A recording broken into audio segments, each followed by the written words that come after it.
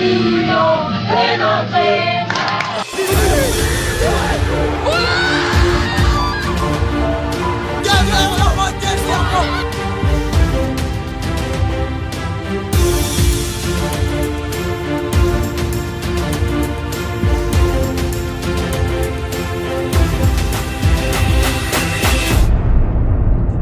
Sport. Ravi de vous savoir nombreux en train de suivre Bilili TV. C'est l'heure de votre émission Bilili Sport. Le Bilili Sport de ce jour sera axé sur la préparation des Diables Rouges au CHAN. Les poulains du coach Barthélemy Ngatsono sont alignés pour affûter leurs armes. La pratique du sport est un droit pour chacun, sans distinction de sexe, d'âge et quelles que soient les capacités physiques ou mentales ou la condition sociale. Tel est l'article 2 du Code du sport au Congo, délibéré et adopté par les deux chambres du Parlement. On va parler de cette loi qui vise à réglementer le sport au Congo. On parlera du judo et de l'athlétisme avec le président de la Fédération congolaise d'athlétisme. Tous ces sujets seront débattus avec mon confrère journaliste sportif, Julio Massamba. Julio, bienvenue sur Bilili Sport. Merci de me recevoir, c'est un grand plaisir. À l'instant T, Bilili Sport.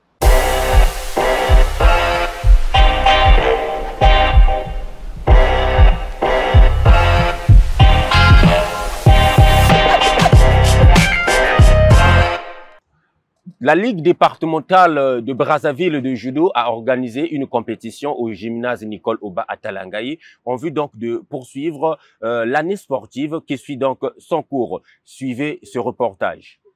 Le gymnase Nicole Oba de Talangayi a été pris d'assaut par le public et vibré au rythme du sport. Un spectacle de budoka qui s'inscrit dans le cadre de la poursuite de la saison sportive qui suit son cours. Au total, 310 athlètes issus de 15 clubs de la Ligue départementale de Brazzaville dans les catégories juniors, minimes et poussins.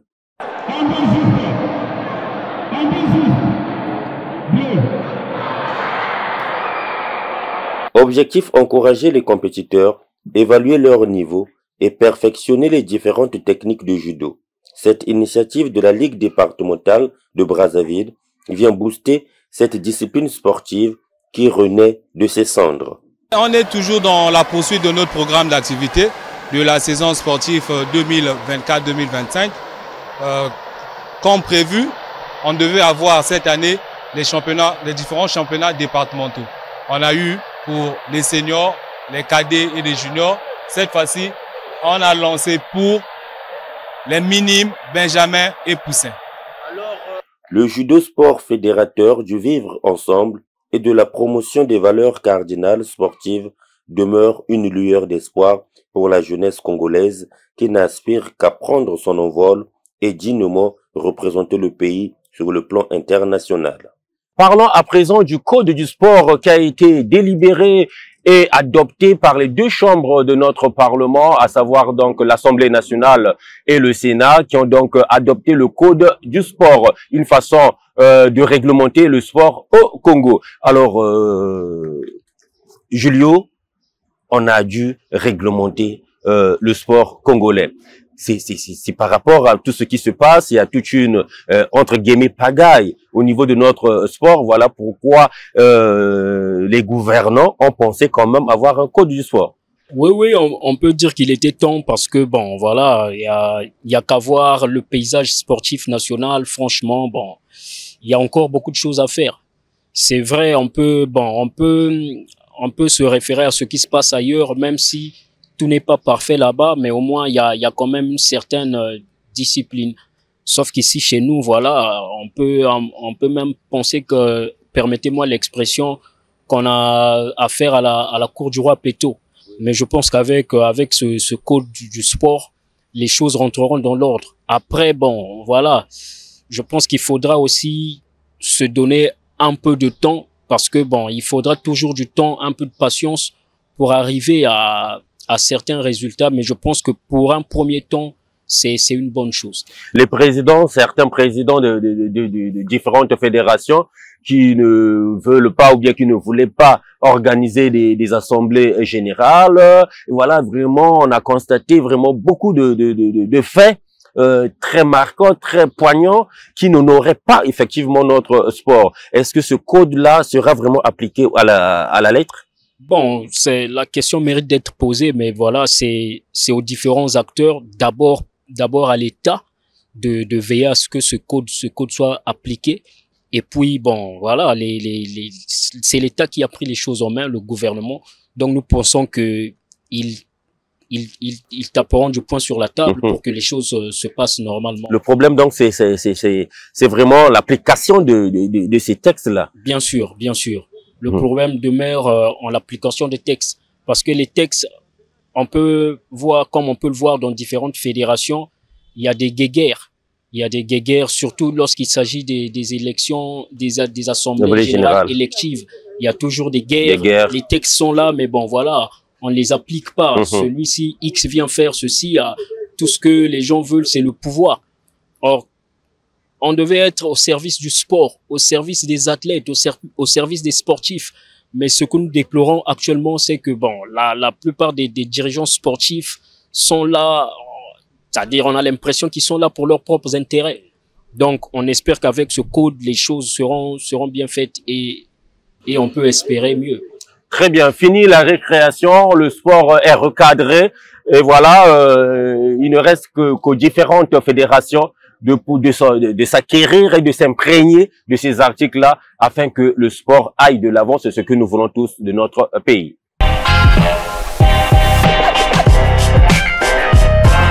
Les Diables Rouges locaux en chantier en vue de bien aborder le championnat d'Afrique des Nations édition 2024. Les poulains de Barthélemy Ngatsono sont en pleine préparation au centre technique d'Igné.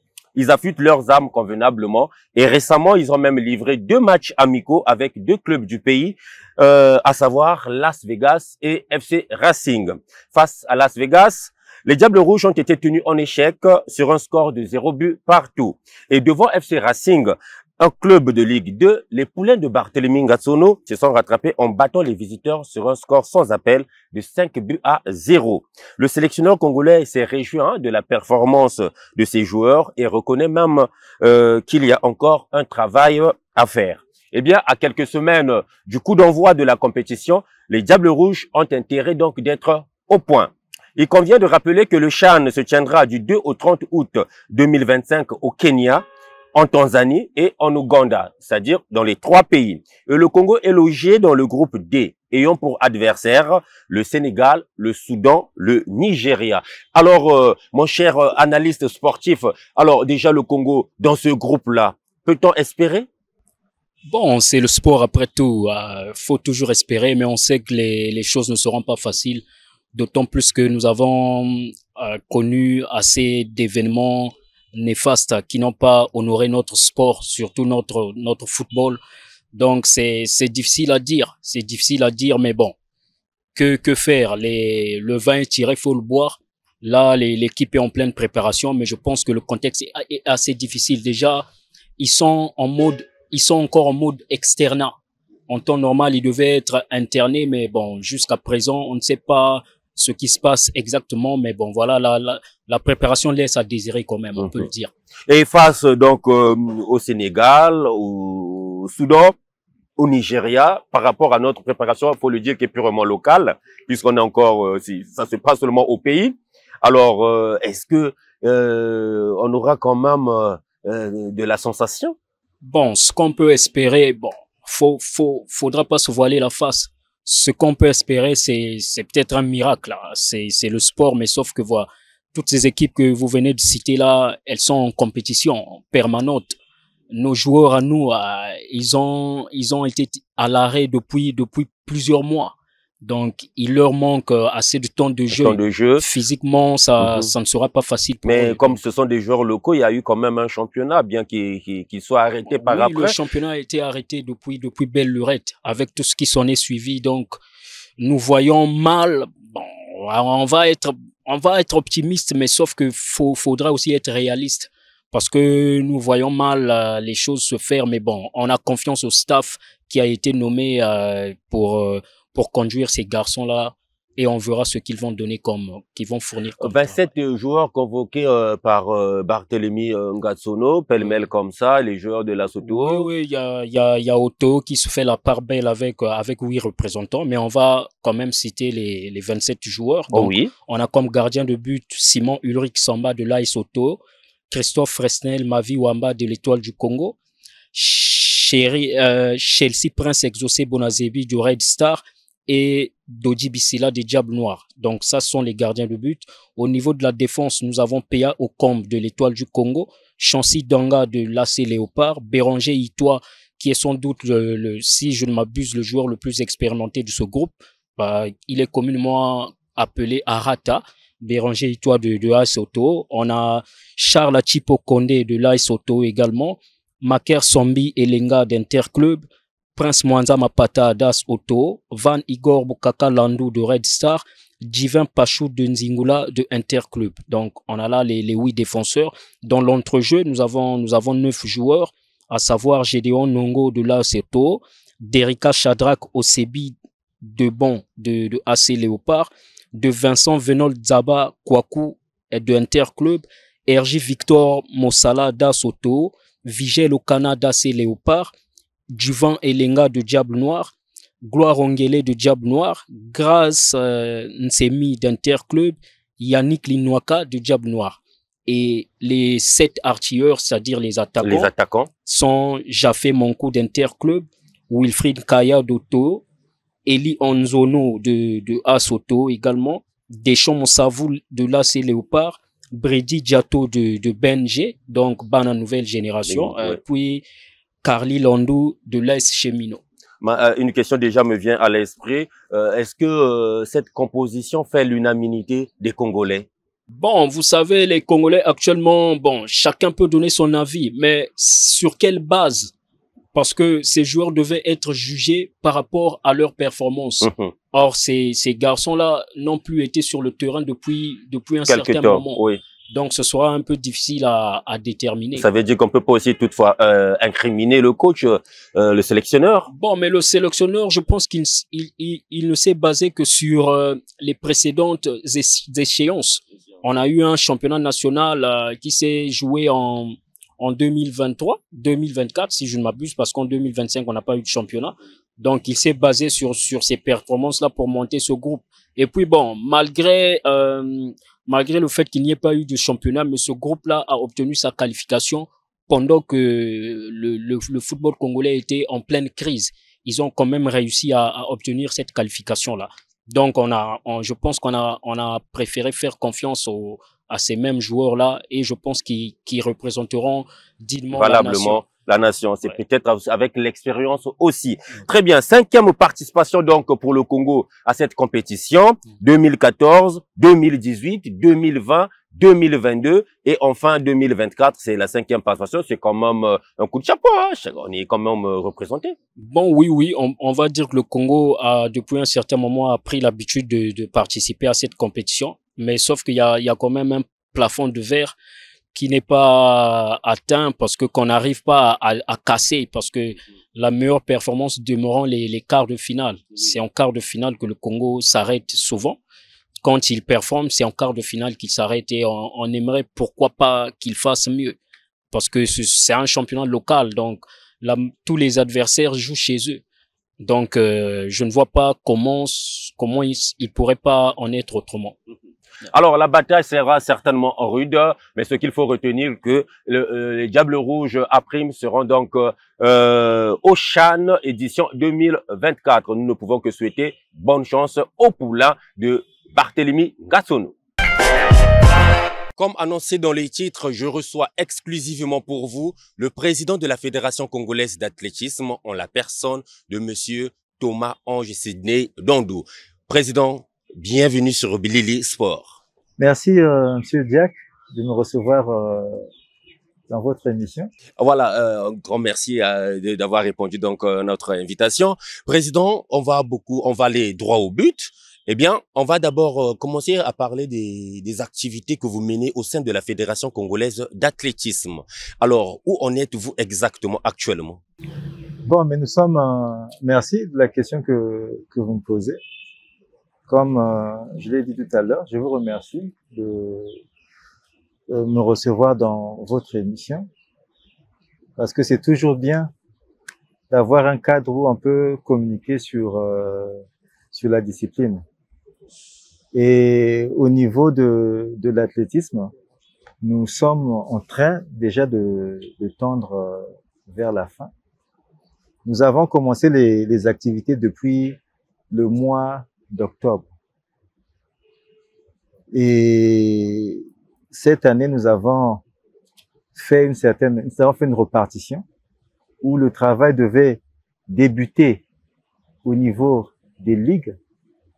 Donc, les ligues prenaient les différentes phases de préparation jusqu'à arriver dans la phase compétitive et la fédération prenait donc le relais. Et depuis le mois dernier, il y a certaines ligues, bien que d'autres n'ont pas eu à le faire, il y a certaines ligues qui ont organisé les championnats départementaux. Les championnats départementaux marquaient en fait l'évaluation au niveau de ces ligues-là. Et donc tout de suite après, la fédération a pris le relais. Et en prenant ce témoin-là, nous avons débuté par une grande activité dans la dernière phase sera organisée le 16 août. Donc le Globe d'Or qui a débuté depuis le 25. La grande activité du Globe d'Or. Qui a débuté depuis le 25 mai.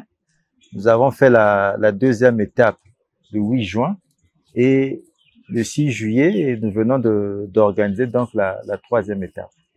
Et donc après le Globe d'Or, nous allons organiser les championnats nationaux.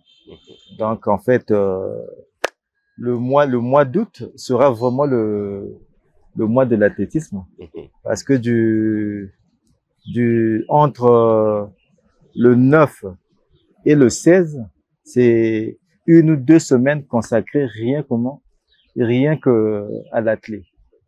Nous aurons donc à partir du 9 jusqu'au 10 un séminaire dédié aux officiels techniques pour préparer le semi-marathon international de Brazzaville.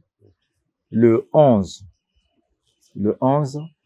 nous débutons avec les championnats nationaux qui sont prévus du 11 au 14 août. Et il y aura donc une grande nouveauté dans ces championnats.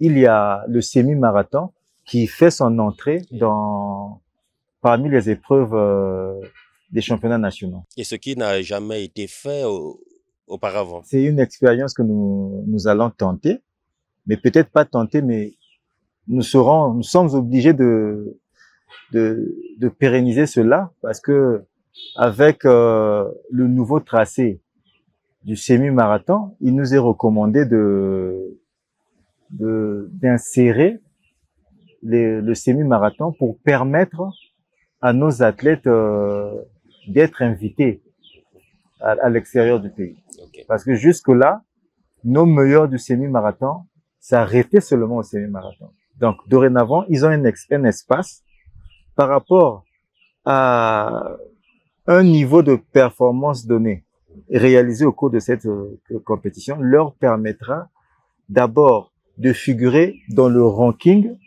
au niveau de la Fédération internationale, World Athletics, et ce classement-là leur donnera la possibilité d'être invités dans d'autres compétitions sur route à l'étranger. Félicitations déjà pour tout ce que vous êtes en train d'entreprendre parce qu'on constate que au sein de votre fédération, il y a pas mal d'activités, une bonne préparation. Alors, peut-on déjà dire que toutes ces activités-là sont synonymes d'une certaine préparation au SMIB? Mais c'est comme j'ai dit, hein. Le SMIB, nous avons commencé pour ce qui est de la préparation des athlètes, nous avons cette année lancé la préparation un peu très tôt.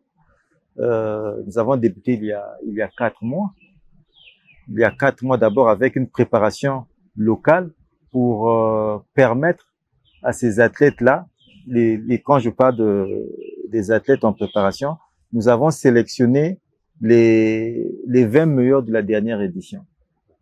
Dans les 10 premiers sont présentement au Kenya pour une préparation. Et donc, comme je disais, la préparation a commencé il y a 4 ans, il y a 4 mois pour ce qui est de la préparation des athlètes, mais pour ce qui est des autres aspects, nous avons commencé un peu plus tôt au niveau du comité de direction. Ah, très bien. Alors, déjà, les performances au niveau du Globe d'Or, qu'en est-il comment est-ce que vous voyez les performances de chaque athlète par rapport au circuit que vous êtes en train de suivre actuellement? Le circuit de cette année est assez spécial, en ce sens que c'est d'abord une relance de l'activité. Nous avons lancé la première édition en 2017. Mais entre-temps, nous avons eu à l'organiser, mais avec beaucoup de difficultés. C'est cette année, avec notre accession à la tête de la fédération, nous avons pensé qu'il fallait prendre cette compétition-là en main. Et donc, c'est la 8e édition. Assez spéciale aussi, assez particulière aussi, parce que cette année, pour ce qui est de nos athlètes qui s'entraînent au pays, nous n'avons pas de compétition à l'extérieur du pays auquel ces athlètes peuvent s'exprimer. Et donc, c'est le Globe d'Or qui leur sert de cadre pour préparer en fait l'année prochaine. Et je vous assure que ce que nous voyons là, c'est des athlètes aujourd'hui qui peuvent déjà rivaliser avec les meilleurs qui sont à l'extérieur du pays. Surtout que dans ce circuit-là, on retrouve déjà des internationaux, des athlètes qui ont eu à participer aux Jeux de la francophonie et aux différents championnats organisés sur le continent. Venons-en au SMIB. Alors, c'est une compétition qui est ouverte à tout le monde. Alors, vous, en tant que maintenant sachant très bien de l'athlétisme, parce que ceux qui viennent d'un peu partout là ne sont pas ancrés dans l'athlétisme, est-ce que peut-on avoir vraiment du sang nouveau par rapport, vous venez d'affirmer qu'il y a quand même des belles performances, mais est-ce que au niveau du circuit SMIB, est-ce que vraiment ces athlètes vont pouvoir un peu donner le meilleur d'eux-mêmes pour essayer un peu de rivaliser avec les autres? Voilà. Bon, mais vous savez, c'est une édition assez spéciale. Nous célébrons cette année grâce au président de la République qui a su maintenir cette compétition là sur une durée de 20 ans, parce que cette année le semi-marathon va totaliser 20 ans. Et aussi un coup de chapeau pour le comité de direction, parce que beaucoup de cadres qui sont au niveau du comité de direction du SMIB sont là depuis son lancement. Donc, un travail a été fait.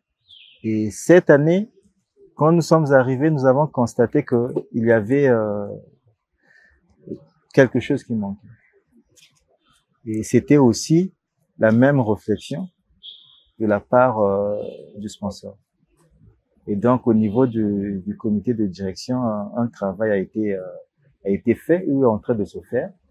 Nous venons donc de recevoir hier la certification de notre circuit de SMIB. Donc, en 20 éditions, cette année, nous avons la certification du semi-marathon. Et donc là, pour cela, la fédération qui a travaillé avec le comité de direction, avec vraiment l'apport et l'implication du sponsor que vous connaissez, qui est la SNPC, a permis à ce que des experts de la fédération internationale arrivent sur Brazzaville réalise un tracé qui permettra aujourd'hui de donner une certaine valeur ajoutée à cette compétition-là.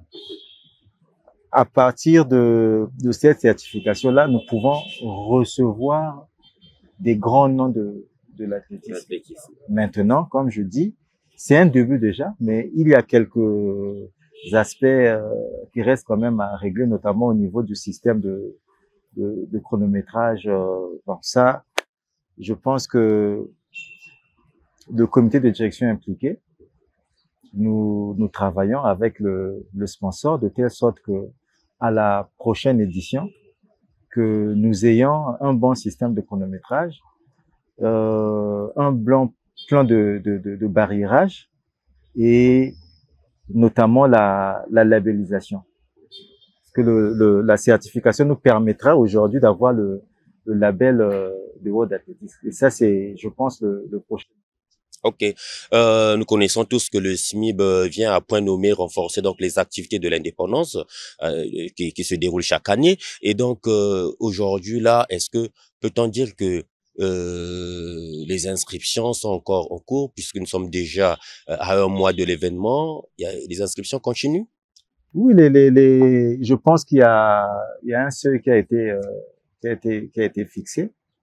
Les inscriptions ont débuté il y a bientôt plus d'un mois, ça se fait, et je pense que il y a une date qui a été fixée par la commission technique. Mais pour l'instant, ça se déroule.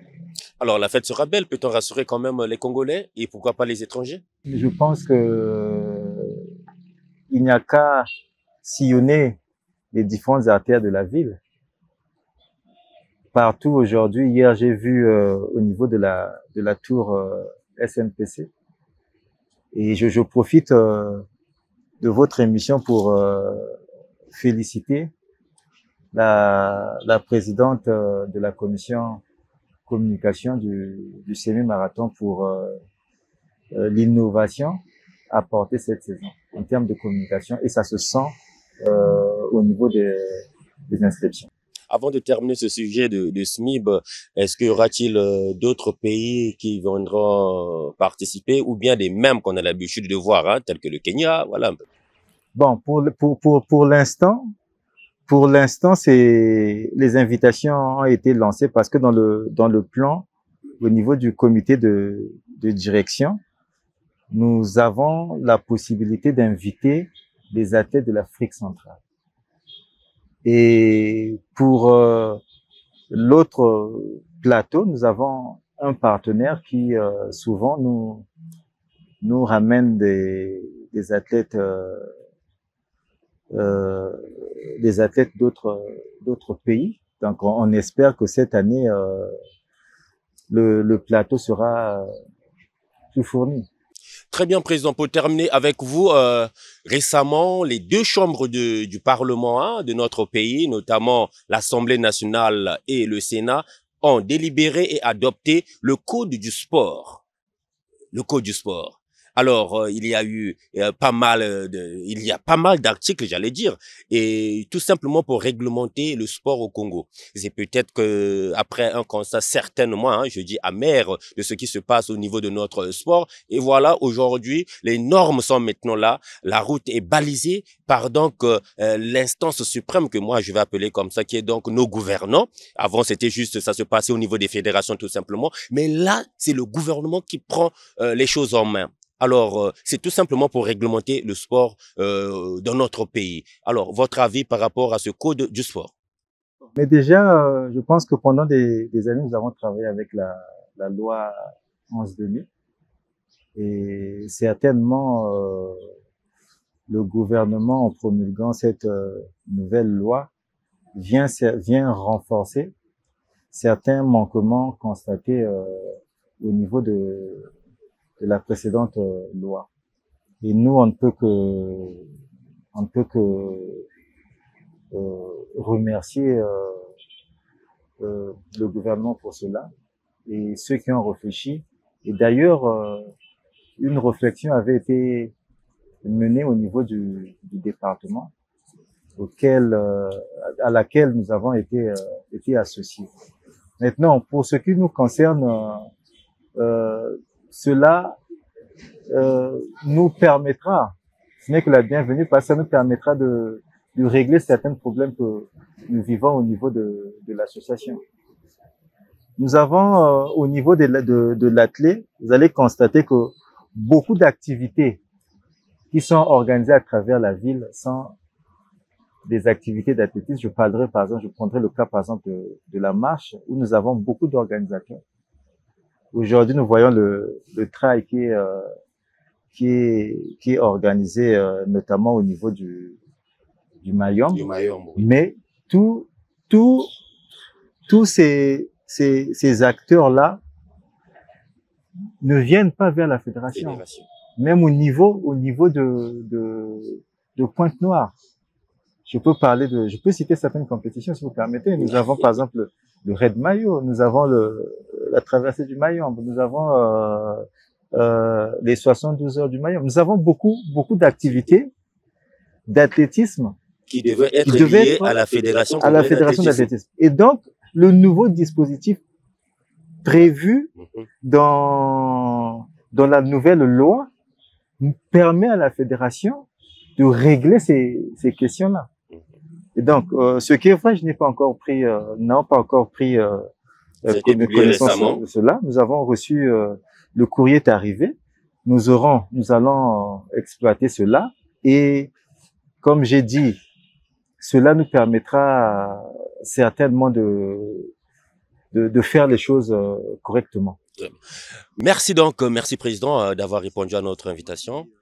Qui vous remercie et j'espère vous retrouver prochainement dans les activités que nous avons programmées. Mais tout à l'heure, j'ai parlé des activités réalisées. Mais nous avons certaines activités que nous n'avons pas pu réaliser pour des raisons de financement. On va y revenir. On va revenir à la prochaine occasion. Ne vous en faites pas, président. Merci, on aura tout le temps d'en parler. Merci Encore beaucoup. merci à vous. Et donc, chers téléspectateurs, téléspectatrices, amis sportifs, merci d'être avec nous. C'était donc Bilili Sport. Merci à toute l'équipe technique. Merci infiniment.